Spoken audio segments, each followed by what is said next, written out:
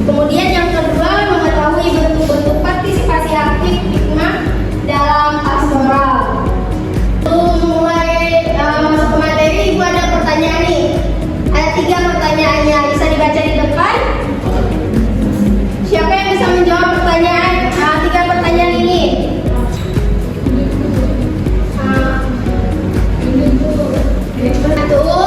Ibu akan langsung menjawab ketiga pertanyaan ini. Hikmah merupakan pengumuman tentang keselamatan yang disampaikan oleh siapa? Kristus. Ya, oleh Tuhan Yesus Kristus. Nah, konsep ini memiliki unsur-unsur penting seperti Yesus Kristus, keselamatan, pengampunan, dan kebangkitan. Praktiknya ini dalam kegiatan gereja sangat penting karena melalui hikmah orang dapat mengenal dan menerima pesan keselamatan yang diwakilkan oleh siapa? Yesus.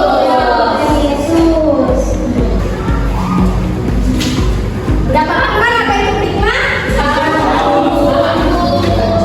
Nah, sekarang kita membaca buku yang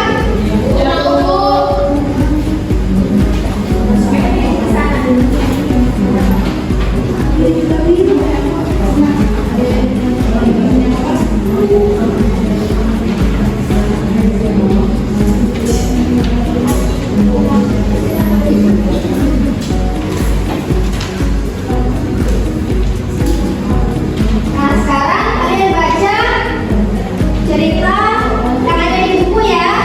Nanti Ibu akan kasih pertanyaan. Udah selesai membaca ceritanya? Siapa yang bisa menjawab 2 pertanyaan di depan?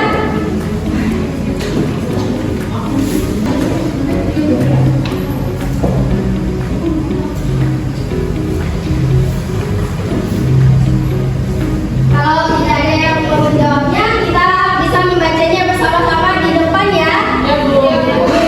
Sama-sama, Bu. Salah satu, siapa yang mau bacanya? Saya, Bu. Sudah sini dulu ya. Ya, silakan baca. Cerita menyebarkan benih sabda secara langsung menggambarkan tugas karisma dalam gereja Katolik, yaitu mewartakan kabar gembira dengan bukti yang hasil yang langsung terlihat. Thomas sebagai guru sekolah minggu telah menjalankan karisma melalui pengajaran dan kesabarannya kepada seorang anak yang nakal. Ia tidak pernah mengetahui dampak dari pewartaannya, bahkan mungkin merasa pelayannya biasa saja dan tidak berarti. Karisma bukan soal ujian, jabatan atau penangguhan, melainkan tentang kesetiaan dalam menjalankan panggilan untuk mewartakan Kristus dalam kehidupan sehari-hari. Nah, terima kasih ya. Tepuk tangan buat penjelasan yang membacanya. Nah, karena kedua pertanyaan tersebut sudah dijawab oleh teman kita. Sekarang, nah, Ibu ada 2 pertanyaan lagi. Siapa yang berani menjawab? Maju ke depan.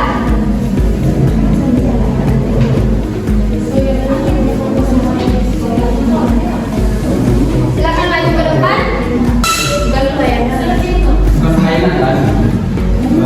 Siapa yang nomor 1? Perkenalkan, saya di sini saya akan menjawab pertanyaan yang berbeda. Bentuk partisipasi aktif kaum muda dalam karya karisma di gereja dapat dilakukan melalui berbagai cara. Kaum muda dapat terlibat dalam kegiatan OMK, menjadi lektor, pemasmur, misioner, atau anggotator dalam pelayanan liturgi. Selain itu, dapat juga ikut dalam kegiatan pendalaman iman, RTTC, retret, atau pelayanan sosial seperti kunjungan ke rumah sakit, nanti asuhan juga bisa. Sekian. Lalu pertanyaan yang pertama, siapa yang menjawab? Saya dulu. Ya, silakan. Baik teman-teman, di sini saya akan menjawab pertanyaan nomor 1, yang mana pertanyaannya, bagaimana cara kamu menghayati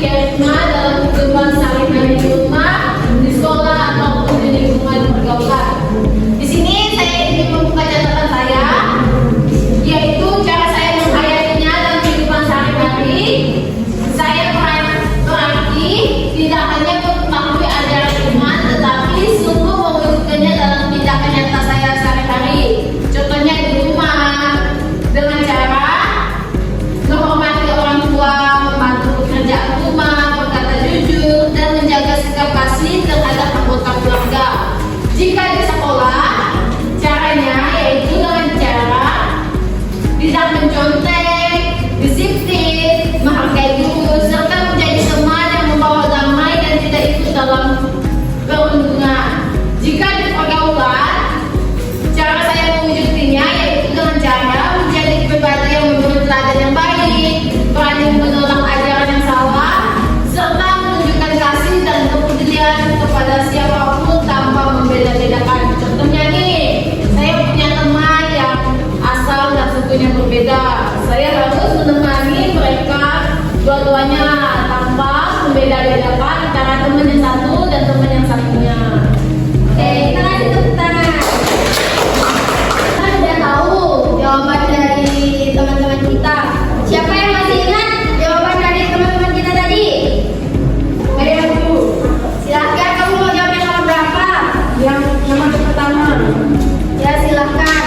kalau di rumah sikap kita itu harus berkata jujur ke orang tua.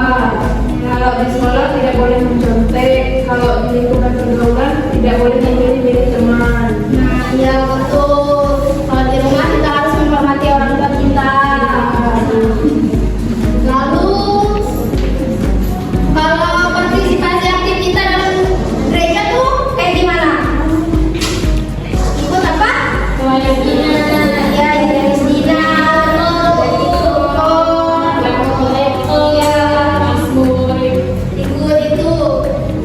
rekoleksi kaum muda. Ya.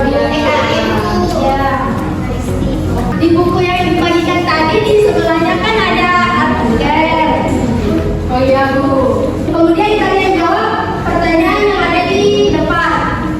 Iya Bu.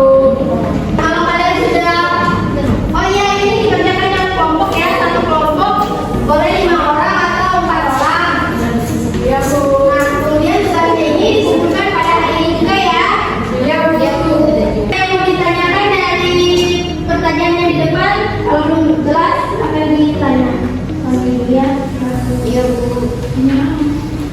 Bu, kita tulis artikel itu kayak gimana? Artikelnya ada di buku ini. Contohnya. Ya, contohnya. Bu, terima kasih. Apa? Dia kelompok tulis di atas ketuanya. Ketuanya aja. Bagi yang sudah selesai silakan kumpulkan tugasnya ke depan. Ini kalau kita Bu, ternyata sudah sendiri yang mana enggak? Ada Bu.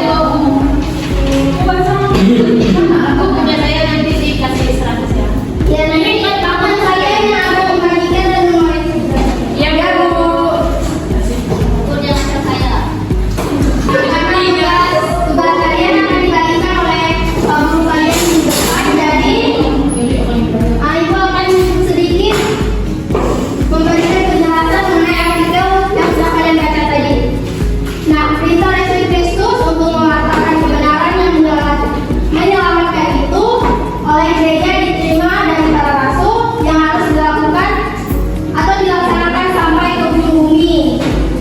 Nah, kalian bisa buka kitab sucinya di Kisah Para Rasul bab 1 ayat 8. Iya Bu. Kemudian dalam mewartakan sabda Allah, kita dapat mewartakan secara verbal melalui kata-kata, tetapi juga dengan tindakan. Nah, pewartaan verbal diharapkan untuk berpartisipasi dalam tugas ini.